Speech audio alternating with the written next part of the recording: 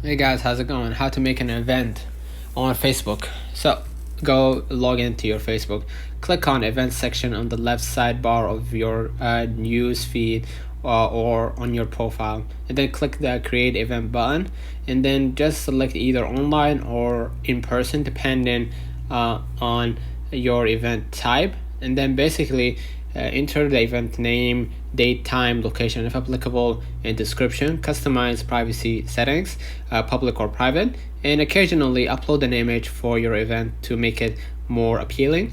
Next, choose whether to invite friends or share the event link. Click the create button to finish. Your event is now live, and you can manage it by posting updates, interacting with attendees. So let me know in the comments if this video helped you.